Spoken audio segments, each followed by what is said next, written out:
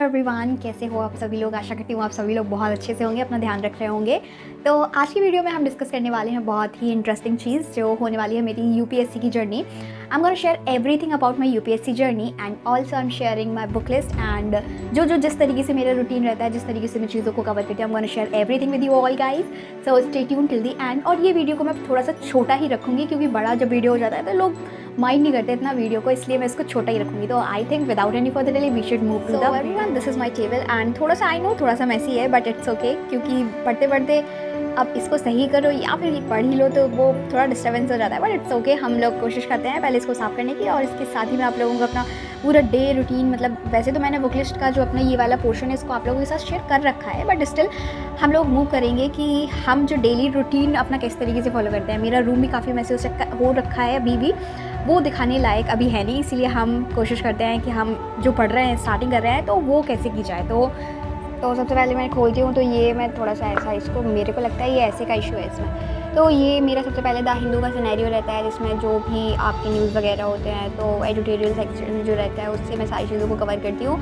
तो वो सबसे पहले शुरुआत मेरी न्यूज़पेपर के साथ ही होती है, क्योंकि न्यूज़पेपर इज़ नीड, और मोस्टली आपके जो मेंस आंसर राइटिंग रहती है उसके जो क्वेश्चंस वगैरह रहते हैं वो आपके इसी से पूछे जाते हैं। तो ये इसको अभी हम साइड में रखते हैं क्योंकि अभी I am only sharing, I am not fully in mood कि मैं आपको शुरू से लेकर शाम तक की हर चीज़ बताऊँ, लेकिन ये मेरा ऐसा जो रूटीन रहता है वो that is I am gonna share here.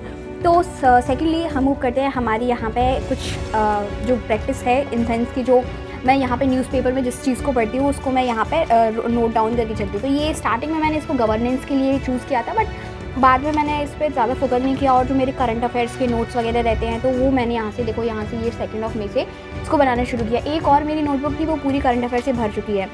अब बहुत से लोगों का मानना ये होता है कि करंट अफेयर्स को तुम इतना भर के रख रही हो तो तुम इनको पढ़ोगी कैसे। तो मेरी जो करंट की आंसर राइटिंग रहती है वो इस तरीके से रहती है, मैं पहले पूरा न्यूज़पेपर को कवर कर लेती हूँ, और उसके साथ फिर क्या करती हूँ कि जो भी मेरे को समझ में आता है कि अच्छा ये इसके रीजंस होने चाहिए, ये इसके इम्पैक्ट होने चाहिए, ये इसका वे फॉरवर्ड होना चाहिए, ये इसको किसको मतलब कैसे कंक्लूड करके इसको चलाएं, इन सेंस कि जैसे आपकी जो मेंस की आंसर राइटिंग की जाती है उसमें जो आप अपनी पर्सनल थॉट, अपनी क्रिटिकल थिंकिंग के थ्रू जब आपकी चीज़ों को पर्सनलाइज करके उसमें डालते हो, तो सेम प्रोसेस मेरी रहती है, इन सेंस कि मैं अपने मन से जो मेरे करंट अफेयर्स रहते हैं जो एक्चुअल में उस आर्टिकल में बताया गया है उसके साथ साथ वो मेरे माइंड में भी रहे, उनको यहाँ पे ज़्यादातर प्रेफर करती हूँ। तो इस तरीके से कुछ मेरी मेंस की जो आंसर राइटिंग है वो चलती है, जो बहुत ही ज़्यादा हेल्पफुल रहती है मेरे लिए तो रहती है, और अगर आप लोग भी ऐसा करना चाहें तो यू कैन ऑल्सो फॉलो। इसीलिए जब हम लोग मूव करते हैं तो वो हमारे सिलेबस की तरफ, ये मतलब ये कुछ इस तरीके से सिलेबस है। मैं इसको रोज़ देखती हूँ जब भी मैं करंट अफेयर्स करती हूँ या कुछ भी करती हूँ ना, तो मैं रोज़ अपना जो सिलेबस है उसको देखती हूँ। इसमें क्या होता है कि आप अपने सिलेबस के अकॉर्डिंग ही चीज़ों को प्रिपेयर करते हैं। सिलेबस से भाग के अगर आप किसी चीज़ को प्रिपेयर करते हो ना तो आप लोग स्टक हो जाओगे इस प्रिपरेशन में, क्योंकि यूपीएससी का सिलेबस इज़ वेरी वास्ट, आपको पता ही नहीं चलता है कि एक्चुअल में आपको पढ़ना क्या है, पढ़ना क्या नहीं है। तो जब सिलेबस को ऐसे देखते रहते हैं तो चीज़ें अच्छी हो जाती हैं, मेंटेन रहती हैं। और ये मेरी मेहंदी है जो मैंने खुद से लगाई है, और खैर ये हमारे टॉपिक का पार्ट नहीं है। तो फिर यहाँ पे जैसे जीएस, ये technology, economic development, biodiversity, environment, security, disaster management, ये सारी चीज़ें जो रहती है इसमें कवर रहती हैं। ओवर एंड ऑल आपकी जो 4 पेपर रहते हैं उनका यहाँ पे सिलेबस बेसिकली रखा हुआ है। तो ये मैंने प्रिंट आउट ऐसे ही करा लिया था। फिर ये मेरे पास एक बुक है हिस्ट्री की, करंट में मेरा जो चल रहा है वो एंशिएंट एंड मेडिवल हिस्ट्री चल रहा है, तो उसी के लिए ये बुक है।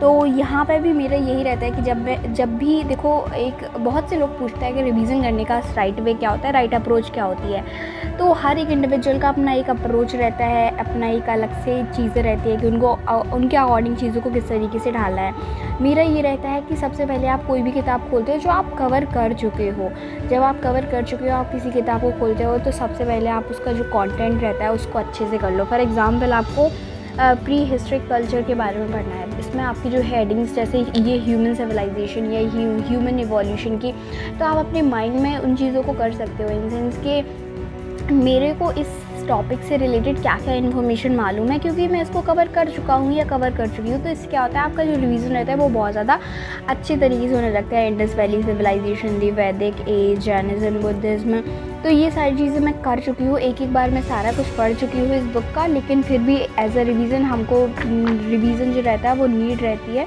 तो उसके लिए ये मेरा अभी करंट में रिवीजन का पोर्शन चल रहा है। इसके साथ ही जो मेरा PSIR ऑप्शनल है उसके भी मैंने नोट्स बनाने शुरू कर दिए हैं।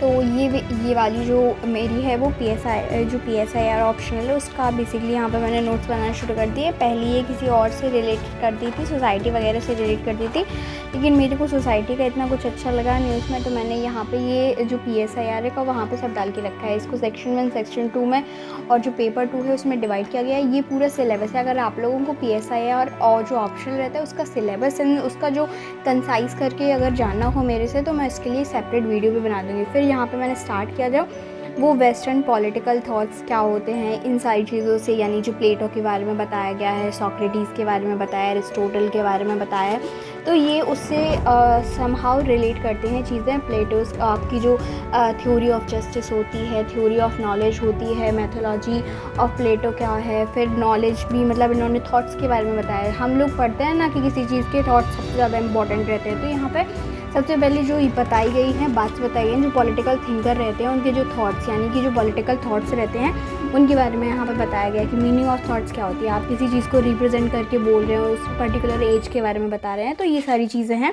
अगर आप लोगों को इससे रिलेटेड कोई सेपरेट वीडियो चाहिए होगा तो मैं उसको भी प्रोवाइड करा दूँगी। और अगर आपको इससे और ज़्यादा डिटेल अगर जो मैं पढ़ती हूँ आप चाहते हो मैं वही सेम चीज़ एलेबोरेट करके बताऊँ, तो मैं मतलब वो भी आप लोगों के साथ शेयर कर दूँगी। फिर यहाँ पे यूनिवर्स के बारे में बताया कि इन्होंने ये बताया यूनिवर्स दो तरह के होते हैं, एक चेंजिंग यूनिवर्स रहता है, एक अनचेंजिंग यूनिवर्स रहता है। जो चेंजिंग यूनिवर्स रहता है वो लिमिटेड रहता है, मटेरियलिस्टिक चीज़ें रहती है, उसके पीछे लोग भागते रहते हैं कि पावर चाहिए, वेल्थ चाहिए, ये सारी चीज़ें। जो अनलिमिटेड जो आपके आइडियाज़ रहते हैं, जो अनलिमिटेड और यूनिवर्स में सबसे ज़्यादा इंपॉर्टेंट चीज़ रहती है वो आपके आइडियाज़ रहते हैं। ये ऐसी सारी चीज़ें हैं जो प्लेटो की थ्योरी में बेसिकली बताई गई हैं। फिर यहाँ पर नॉलेज भी दो तरह की बताई गई है, ट्रू नॉलेज, और फिर बस अभी थ्योरी ऑफ जस्टिस जस्ट मैंने स्टार्ट करना था क्योंकि अभी मैंने 3 दिन पहले ही जो मेरा PSIR ऑप्शनल उसको स्टार्ट किया है, क्योंकि मुझे ऐसा लगता है कि जो PSIR अगर मेरे को लेना ही है तो मैं अभी से उसको स्टार्ट कर दूं, और ज़्यादा टाइम टेकिंग हो जाएगा तो फिर एक तरीके से बर्डन क्रिएट हो जाएगा। क्योंकि as I have completed my books, तो मेरे को लगता है कि मेरे को अभी ये स्टार्ट कर देना चाहिए।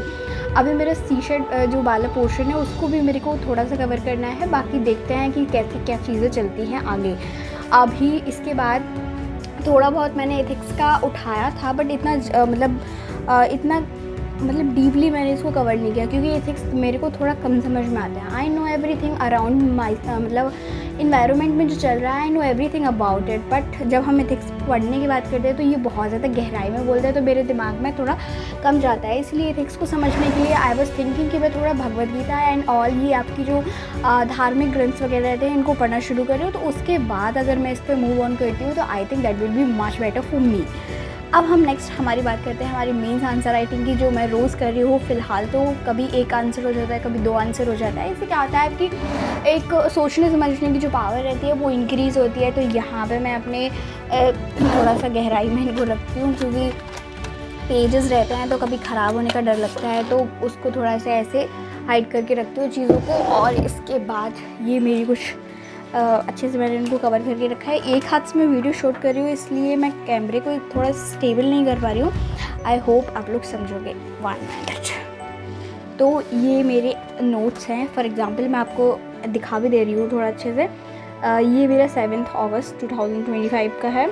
इसमें बेसिकली एथेनॉल ब्लेंडिंग की बात की गई है, यानी कि इसको मैंने कंसाइज करके जो आपके इम्पैक्ट होते हैं, क्या क्या मतलब क्वेश्चन के जो डिमांड्स थी, बेनिफिट, चैलेंजेस, और ये की स्टेप्स क्या होते हैं, टुवर्ड्स क्या होते हैं, प्रोसेस क्या होती है, हर एक चीज़ यहाँ पे मैंने कंसाइज इसको लिखा था। अभी मैं इसको डिटेल वर्जन में भी लिख लूँगी, लेकिन कंसाइज करके आप जब लिख लेते हो, मतलब मेरा ऐसा रहता है कि जब भी मैं लिखूँ ना तो मैं कंसाइज करके लिख लेती हूँ, जिससे मेरे दिमाग में रहता है कि मेरे को 5 मिनट में इसको कंप्लीट करना है, क्योंकि 5 ही मिनट में आपने सोचना है, 5 ही मिनट में आपने लिखना है, तो थोड़ा दिक्कत देने लगता है। अभी मेरे को थोड़ा टाइम लगता है, मेरे को 150 वर्ड्स लिखने में मेरे को 10 से 12-15 मिनट के आसपास का समय लग जाता है, क्योंकि अभी मैंने स्टार्ट किया है, तो आई थिंक मैं धीरे धीरे उसको पा पाऊँगी।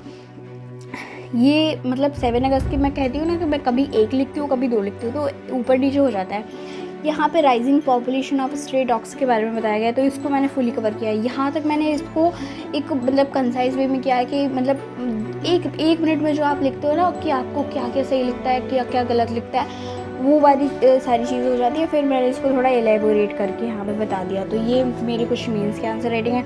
इसमें बेसिकली आपकी जो फ्लैश फ्लड अभी जो उत्तरकाशी में यार हुआ, क्लाउड बर्स्ट, वहाँ पे जो विलेजेस वगैरह हैं, कितना ज़्यादा नुकसान वहाँ पे देखने को मिला, उससे रिलेटेड सारी चीज़ें मैंने यहाँ पे नोट डाउन की हैं। फिर ये मैंग्रोव्स बहुत ज़्यादा इम्पॉर्टेंट रहते हैं मरीन इकोसिस्टम को, आपके साइक्लोन डिज़ास्टर मैनेजमेंट में कितने हेल्पफुल रहते हैं, तो उससे रिलेटेड। फिर यहाँ पे long waiting period in the government की हॉस्पिटल्स की condition, even in every part of India we know everything, लेकिन हमको फिर भी एक चैलेंजेस भी उनके दिखाने पड़ते हैं, उनके कुछ की रोल्स जो एक पॉजिटिव वे में दिखाने पड़ते हैं। बट ठीक है, हम बुराई नहीं कर सकते क्योंकि हमको एग्ज़ाम क्रैक करनी है। तो ऐसे ऐसे बहुत सारे हैं, अब दिखाते दिखाते मैं पागल हो जाऊँगी। तो ये कुछ मेरी मीन्स की आंसर राइटिंग है, वो जिस तरीके से चलती है बहुत दिमाग ख़राब हो जाता है। इस प्रोसेस को करने के बाद मेरा जो रहता है वो, इतना करने के बाद हिस्ट्री भी हो गई, बस मेरा इतना ही रहता है। और फिर बस टेलीग्राम पे कुछ करना हो गया। फिर इसके बाद मैं जो अभी तो खैर मैं प्रीवियस ईयर जो क्वेश्चन रहते हैं उनको सॉल्व करने की यहाँ पे कोशिश कर रही हूँ। बस वीडियो में इतना ही रखूँगी और ज़्यादा एक्सप्लेन करने की ज़रूरत नहीं है, क्योंकि मैं इतना ही पढ़ती हूँ, ज़्यादा हाई फाई नहीं पढ़ती हूँ, कुछ अलग से नहीं होता है मेरा। Thank you so much.